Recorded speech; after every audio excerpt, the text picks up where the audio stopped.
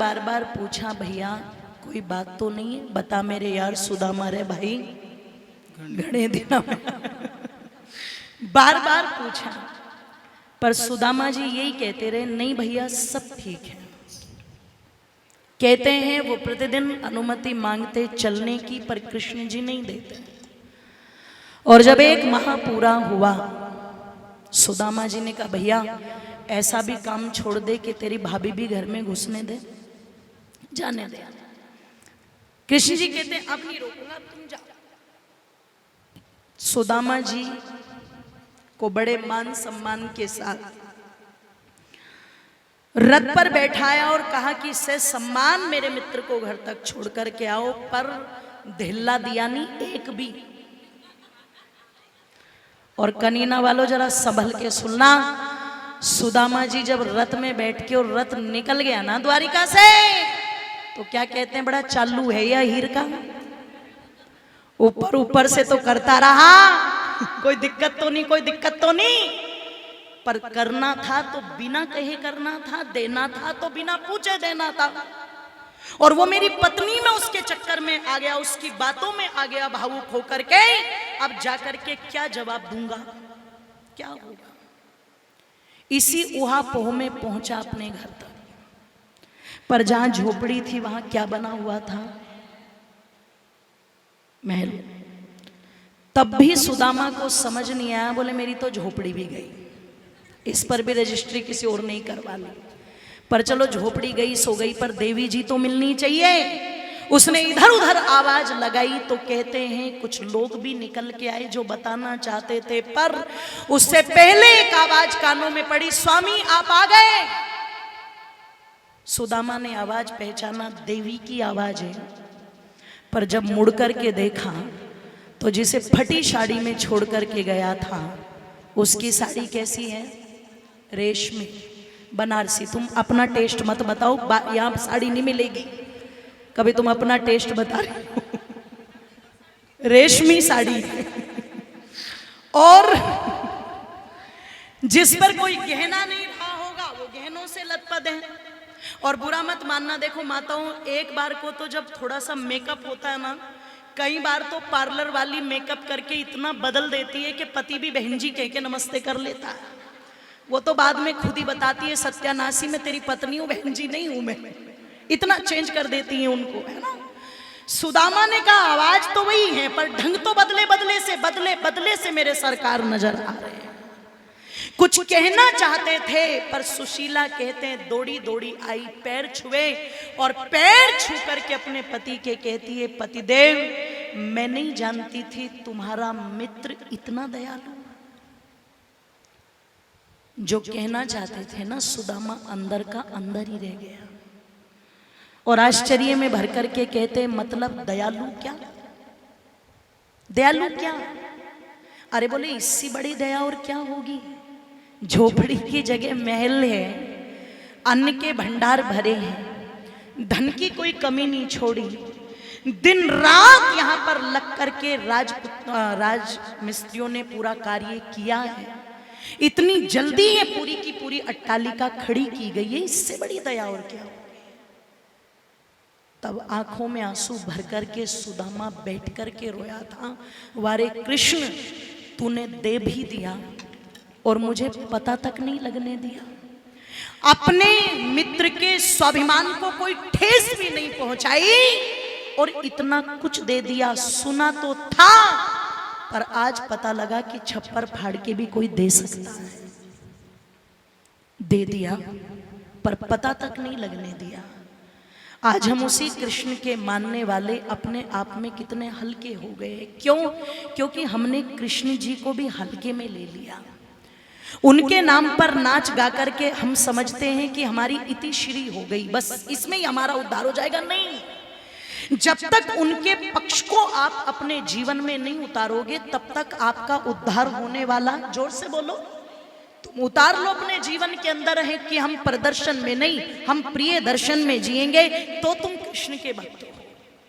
कृष्ण का पक्ष केवल नाचने गाने का पक्ष नहीं है मेरी माता, वो तो है ही नहीं उनके जीवन में। अरे उनके जीवन का पक्ष है कि वो गोपाल है, वो गौ माता से प्रेम करने वाले हैं। तुम प्रेम करने लग जाओ गौ माता से। वो धर्म को स्थापित करने वाले, धर्मो रक्षति रक्षिता, तुम धर्म की स्थापना करने वाले बन जाओ। और वो दुष्टों का नाश करने वाले हैं, तुम दुष्टों का संहार करने वाले बन जाओ, तो तुम कृष्ण के सच्चे भक्त हो। मैं तो कहती हूं जिन्होंने सच्चे अर्थों में कृष्ण को माना उन्होंने तो काया पलट करके रख दी। अंत में कह दूं, कृष्ण को सच्चे अर्थों में माना था महाराणा प्रताप ने, काया पलटी थी कि नहीं पलटी थी? कृष्ण को सच्चे अर्थों में माना था, ध्यान रखिएगा, छत्रपति शिवाजी ने, काया पलटी के नहीं पलटी। कृष्ण को सच्चे अर्थों में माना था महात्मा चाणक्य ने, कृष्ण को सच्चे अर्थों में माना था, ध्यान रखिएगा, महर्षि दयानंद ने, और कृष्ण को सच्चे अर्थों में माना था सरदार वल्लभ भाई पटेल ने। भारत की खिंडी हुई 565 रियासतें उनको बांध करके एक कर दिया था। ये कृष्ण की ही नीति थी। और वर्तमान में भी कुछ नीतियां कृष्ण की चल रही है। मनीषी जी की पंक्तियों को कोड करना चाहूंगी, मैं माफी चाहूंगी क्योंकि इस चीज के लिए मुझसे आचार्य जी कई लोगों ने बोला था, इसलिए मैं वो चीज नहीं सुना पाई, पर मैं अंत में उनकी चंद पंक्तियां कोड करती हूँ यहाँ पर कि वर्तमान में भी कोई है जो समझ रहा है कुछ हद तक। और क्या है कि कृष्ण प्रति जाम मुक्त हुए हैं, चक्र सुदर्शन धारा है, के कृष्ण प्रति जाम मुक्त हुए हैं, चक्र सुदर्शन धारा है। पहली बार सुना हमने पूरा कश्मीर हमारा है, के विश्व बैंक का एक झटके में सारा कर्ज उतारा है। और भारत आज सुरक्षित हाथों में ये विश्व पुकारा है कि ऐसा चतुर खिलाड़ी आया, कि ऐसा चतुर खिलाड़ी आया, दाग गोल पर गोल गया। ऐसा लगता, ऐसा लगता, ऐसा लगता जिलाल किला मर्दानी भाषा बोल गया।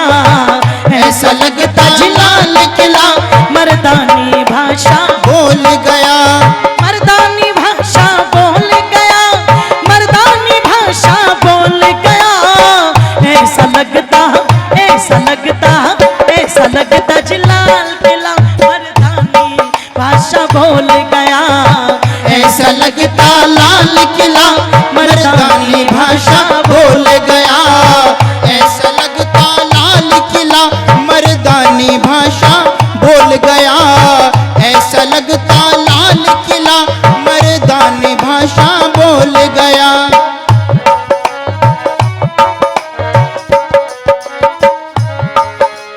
अब लोहा लोहा लेने की तैयारी में व्यस्त हुआ, अब लोहा लोहा लेने की तैयारी में व्यस्त हुआ।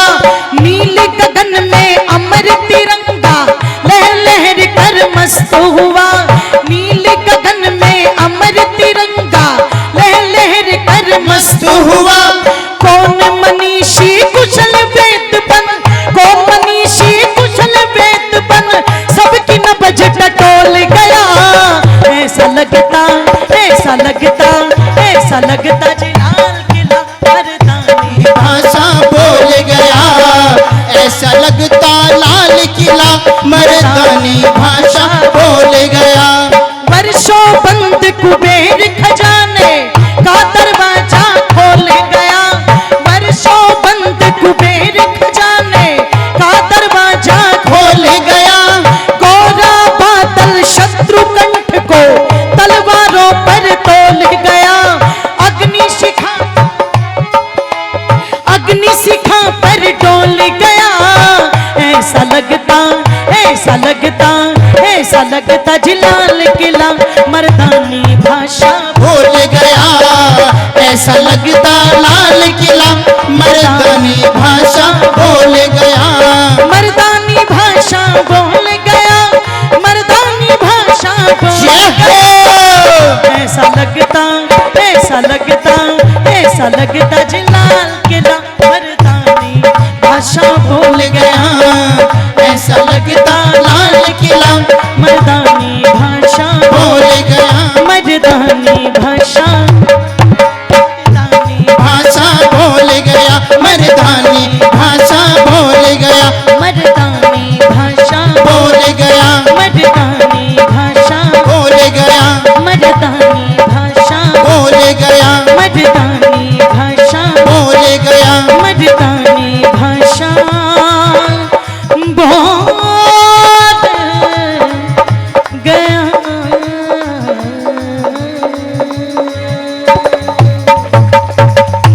बोलिए भारत माता की जय हो। तो भगवान कृष्ण की नीतियों को जो समझ जाएगा, निवेदन कर दूं वो नाटक नहीं करेगा, वो तो असली हकीकत में ही ध्यान रखिएगा, देश का नक्शा बदल करके रख देगा। आओ हम भगवान कृष्ण के सच्चे भक्त बने, अपने कर्मों को पवित्र बनाने का प्रयास करें, क्योंकि हमारे जाने के बाद ये कर्म ही हैं जो हमारी यश और गाथाओं को जीवित रखते हैं। इन्हीं शब्दों के साथ आर्य समाज कनीना के हमारे समस्त पदाधिकारियों का, आप सभी श्रोता बंधुओं का, वंदनीय मातृशक्ति का बहुत बहुत धन्यवाद, जिन्होंने इतनी श्रद्धा, इतनी प्रेम, इतनी निष्ठा से मुझे सुना।